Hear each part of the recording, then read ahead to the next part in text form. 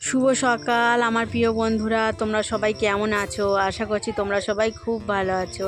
তো সকালবেলা ঘুম থেকে উঠে প্রায় ঘরের সমস্ত কাজই আমি সেরে নিয়েছি, মানে অনেকগুলোই কাজ সারা হয়ে গিয়েছে, তো সেগুলো কিছু শেয়ার করিনি। তো দেখো, এই হচ্ছে কচু।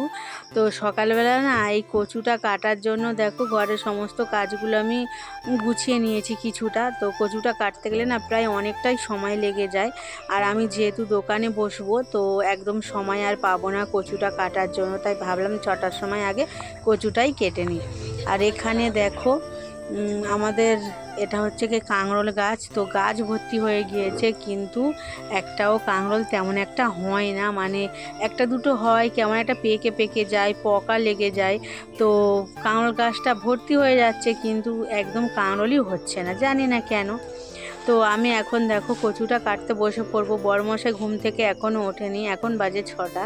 তো বড়মশাইকে ডেকে এলাম যাতে তাড়াতাড়ি ঘুম থেকে উঠে ও দোকানটা খোলে, তারপরে কিন্তু আমি কচুটা কাটার পর আমি দোকানে বসবো। তো এইগুলো কাটতে গেলে না প্রায় অনেকটাই সময় লেগে যায়, আর অনেকগুলো কচু। তো ভেবেছি এই আজকে শেষ কচু রান্না করা, এগুলো রান্না করতে গেলে অনেকটাই হাতে সময় থাকে। আর যেদিনকে আমি ঘরে বসে থাকবো, মানে বড়মশাই দোকানে থাকবে, তো আমি এমনি ঘরে থাকবো, তো সেই দিনকেই মতো রান্না করব। আর কি বলো তো, কোনো একটা কাজের সময় তো এই কচু বা মোচা এগুলো কিন্তু কাটতে গেলে সময় লাগে, এগুলো কিন্তু রান্না করা হয় না। আর বাড়িতে দুটো মোচাও আছে, তো সেগুলো আজকে যেহেতু শনিবার, আজকের মোচা রান্না করতে নেই, তার জন্য ভাবলাম কচুর ডাকটা রান্না করে নিই। আর বরমশাই বাজার থেকে চিংড়ি মাছও এনেছিল, তো সেটা পরিষ্কার করে ফ্রিজে আছে। তো আজকের চিংড়ি মাছটা আনেনি, এনেছিল কালকে, তো রেখে দিয়েছিলাম, রান্না করা হয় না। আর ঘরে না অনেক পটল আছে, যেহেতু বরমশাই 2 কিলো পটল এনেছিল, আবার শাশুড়িমাও পটল এনে আমাদেরকে দিয়েছিল। তো কালকে পটল ভাজা করেছিলাম, আজকে ভাবলাম পটল আলুর তরকারি বানাবো চিংড়ি মাছ দিয়ে। তো শাশুড়িমাও চিংড়ি এনেছিল, তো ওই চিংড়িটা একটু বড় সাইজের ছিল, আর বড়মশাই যে চিংড়িটা এনেছিল ওটা একটু ছোট সাইজের চিংড়ি ছিল। তো ভাবলাম ছোট চিংড়িটাতে কচুর ডাকটাই রান্না করে নেবো। তো ওই কচুর ডাকটা কিন্তু আমি মাঠে কাটতে যাইনি, কেটে দিয়ে গিয়েছিল শাশুড়িমা। এই কচুটার নাম হলো ছোলা কচু। এই ছোলা কচুটা না খেতে বেশ ভালো লাগে। আমি কোনো দিন বিয়ের আগে কিন্তু এভাবে কচুর ডাক কিন্তু কাটিনি, আর বিয়ের পর আমি একবার কেটেছিলাম। আর এই কচুর ডাক কাটলে না হাত না কেমন একটা কালো কালো মতো হয়ে যায়। তো যখন এই বাড়িতে বিয়ে হয়ে এসেছিলাম, আমি কিন্তু এই কচুর ডাক একদমই রান্না করতে পারতাম না, তো কারণ আমি কোনো দিন রান্নাই করিনি। তো যখন শ্বশুরমশাই বেঁচে ছিল, তো তখন কিন্তু উনি কচুর ডাকটা রান্না করতো, বা নইলে কিন্তু শাশুড়িমাও কোনো সময় করেছিল। বেশিরভাগ সময় শাশুড়িমা কিন্তু রান্নাটা করে না, কারণ উনি তো তেমন একটা বাড়িতে এসে থাকে না। তো উনি যেহেতু যেখানে কাজ করে সেখানেই রান্নাবান্না করে, বাড়িতে তেমন একটা করে না। তো কখন বা করবে এসে, যখন আমরা এই বাড়িতে থাকতাম তখন হয়তো মাঝে মাঝে করতো। তো অনেক কিছুই জানতাম না, বিয়ের পরে অনেক কিছুই শিখেছি, যে যার সংসারে এলে কিন্তু সে যার সব কিছু কিন্তু নিজের হাতে দেখে দেখে শিখে যায়। মা সংসারে হয়তো অন্য রকম করে রান্না করতো, কিন্তু শ্বশুরবাড়িতেও কিন্তু সমস্ত জিনিস অন্য রকম করে রান্না হয়। তো সেগুলো দেখে দেখে তাদের থেকেই কিন্তু শেখা। আর এখন দেখো কচুটা আমি ধুয়ে নিচ্ছি কল পাম্প করে, একা একা হচ্ছিল না, তাই বরমশাইকে ডাক দিলাম একটু কলটা পাম্প করে দাও, কচুটা ধুয়ে নিই। তো প্রায় অনেকগুলো কচু আমি কেটে ফেলেছি আজকে, তো এগুলো সবই রান্না করব। তো ভেবেছি কচুটা রান্না করে আবার মাদেরকে অল্প একটু দেবো, কারণ মা এই কচুটা খেতে পছন্দ করে। তো যেহেতু রান্না করা হয় না, তো মাও আবার কচুর ডাক রান্না করলে আমাকে দিত। তো চলো কচুটা এখন ধুয়ে নিই ভালো করে, যেহেতু এখানে না বালি প্রচণ্ড। তো বালিটা, কারণ বালি আমাদের উঠোনে ঢেলেছিল একটা কাজ হওয়ার জন্য, তো সেই বালি চারিদিকে কিচকিচ করছে, আর আমি কচুটা না ভালো করে ধুলে কিন্তু কিচকিচে মতো ভাব হবে। তো এখানে দেখো উনুনটা আমি বানিয়ে দিয়েছিলাম, তো উনুনটা না বৃষ্টি আসার কারণে না আবার মাটি ধুয়ে চলে গিয়েছে। তো কারণ বরমশাই এটা চাপা দিতে ভুলে গিয়েছিল, আর আমিও দোকানে ছিলাম, তো মনে ছিল না, আমি ভেবেছিলাম মনে হয় চাপা দিয়ে চলে গিয়েছে। আর এখানে দেখো কী অবস্থা, এগুলো আমি পরিষ্কার করব। তো পরিষ্কার করার পর তো সকালে খাওয়ার জন্য ভাবলাম পাস্তাটা বানাই, তো স্টোভে বানিয়েছিলাম। তো স্টোভে এতই আস্তে আস্তে আগুনটা জ্বলছিল, তো আলু ভাজতে ভাজতে আলু একদম সিদ্ধ হয়ে গিয়েছে, কিন্তু আলুটা লাল ভালোভাবে ভাজা যায়নি। আর এখানে দেখো আমার বোনের মেয়েও আছে, আর আমার আমার মেয়ে রাজস্বীও আছে। তো ওকে মারছিল বলে ওর মেসোকে বলছিল যে আমাকে মারছে।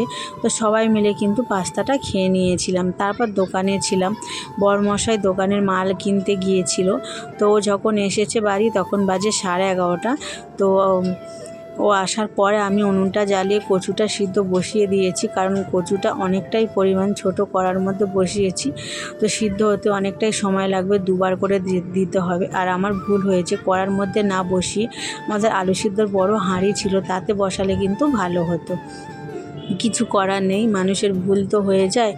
তো হাঁড়ি করে বসালে ভালো হতো, কিন্তু এটা আমার মাথার মধ্যে আসেনি যে হাঁড়ির মধ্যে বসালে কচুটা একসাথে সবই কিন্তু ধরে যেত, আর কিন্তু ভালোভাবেই কিন্তু সিদ্ধটা হয়ে যেত। তো যেগুলো কচুটা লাস্টে দিয়েছিলাম সে কচুগুলো না একটু শক্ত শক্ত মতো ছিল, আর হাতেও সময় ছিল না যে আরও কিছুক্ষণ সিদ্ধ করব।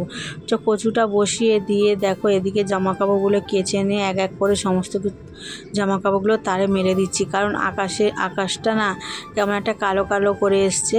তো মনে হয় এক্ষুনি বৃষ্টি নামবে। তো কেমন একটা ঠান্ডা হাওয়া বইছিল, সকাল থেকে কিন্তু ভীষণ গরম। যখন বৃষ্টি আসার সময় হয় হাওয়া দিলে না কেমন একটা ঠান্ডা বাতাস বয়। তো জানি না, এই জামাকাপড়গুলো তাড়াতাড়ি করে তারে মেলছি, হয়তো আবার এক্ষুনি তুলে রেখে দিতে হবে জামাকাপড়গুলো। তো জলটা তো ঝরে যাবে, তারপর আমি তারপরে মেলে দেবো। তো চলো জামাকাপড়গুলো মেলে দিয়ে দেখো এখনও কচুটা সিদ্ধ হচ্ছে। তো উনুনে আমি দেখো আবার একটা কাঠ দিয়ে একটা থালা চাপা দিয়ে দিয়েছিলাম কচুটার ওপরে। তো একটু তুলে নাড়িয়ে চাড়িয়ে দেবো। তো এই কচুটা আমি দুবার করে দিয়েছিলাম, আরও একটু অল্প কচু আছে ঝরার মধ্যে। তো আবার সেই কচুটা আবার কিন্তু দেব। তো কচুটা আজ কী বলো তো, অল্প করে রান্না করলে সেই জিনিসটার টেস্টটা বেশ ভালো হয়। আর অনেকটা পরিমাণ যেহেতু বিরক্ত করো, আর তেমন একটা ভালোভাবে না খেতেও ভালো লাগে না। তো মনে থেকে এক ভাবি আর এক কিন্তু হয়ে যায়।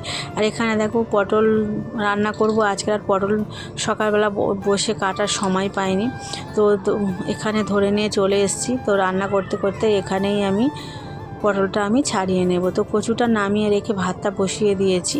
তো ভাতটাও হতে হতে সময় লাগবে। তো পটল আলু কাটা হয়ে যাওয়ার পরে এখন দেখো আমি কচুর জলটা ছাড়িয়ে নিয়েছি। তো দেখো চুবিটা ছিল না, তাই এই চুবিটাই করে ছাড়াচ্ছি, আর যেতে কিন্তু ওখানে ভালো লাগেনি। তো দেখো ওপরের কচুগুলো কেমনটা শক্ত শক্ত ভাব না, তো ওই কচুগুলো আর একটু বেশিক্ষণ হলে কিন্তু সেদ্ধ হলে কিন্তু বেশ ভালোই হতো। তো যাই হোক, যা হয়েছে তো তাতেই রান্না করে নিই। তো পরে অন্য দিন যেদিনকে আবার রান্না করব সেই দিনকে আবার কিন্তু একটু ভালো করে রান্না করার চেষ্টা করব।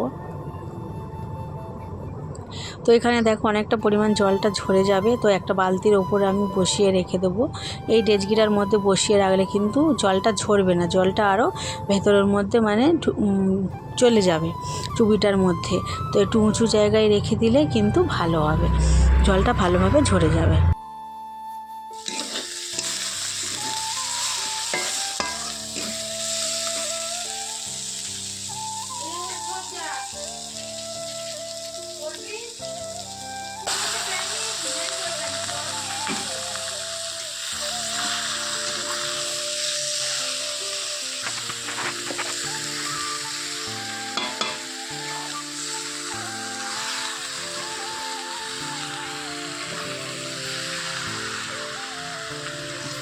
তো সমস্ত কিছু তো রান্না করা কমপ্লিট হয়ে গিয়েছে। তো এখন বাজে 2:10। তো কালকে ভাত খেয়েছিলাম 3টের সময়, আজকে ভাত খাচ্ছি 2:10-এ। তো এখানে দেখো কচুর ডাগ রান্না করেছি, আর পটল আলু চিংড়ি মাছের তরকারি। মেয়েকে বললাম তুমি আজকের হাতে ভাত খাও, ভাত খাওয়া কিন্তু নিজের হাতে শেখা দরকার প্রত্যেকটা বাচ্চা। তো ওকেও না একা হাতে খেতে পারে না।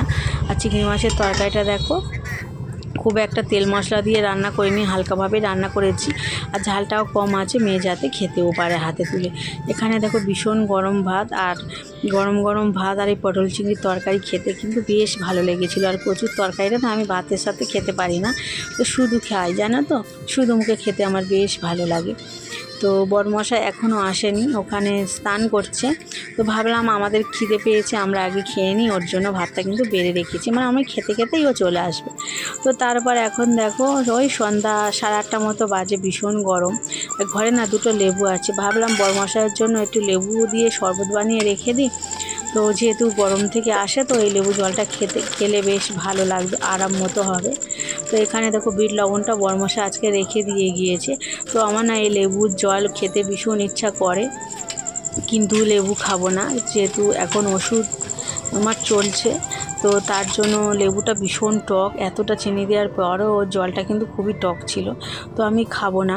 তো ডাক্তার যেহেতু আমাকে টক জিনিস খেতে বারণ করেছে, তো কি বলো তো, লেবুটা খাওয়া চলে, তো আমি কিছুদিন লেবুটা অ্যাভয়েড করেই চলাটাই ভালো। তো পরে ডাক্তারবাবুকে জিজ্ঞাসা করে তারপর কিন্তু তুমি খেতে পারবা। লেবুটা ভীষণ পাকা, গাছ পাকা।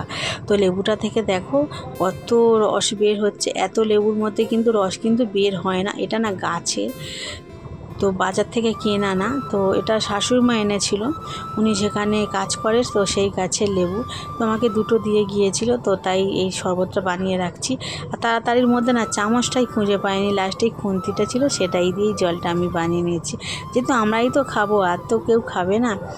তো আজকের ভিডিওটা কিন্তু বেশি বড় করতে পারিনি। ভিডিওটা সব কিছু মিলে যদি তোমাদের কোনো অংশ যদি ভালো লাগে, তোমরা অবশ্যই একটা লাইক কমেন্ট শেয়ার, অবশ্যই একটা লাইক কমেন্ট শেয়ার করে তোমাদের দিদিভাইয়ের পাশে থেকো। প্রায় অনেক দিন পর আমি ভিডিও দিচ্ছি, তোমরা ভিডিওগুলোর মধ্যে ভালোবাসা দিয়ে যেও, একটু সুন্দর সুন্দর কমেন্ট করো।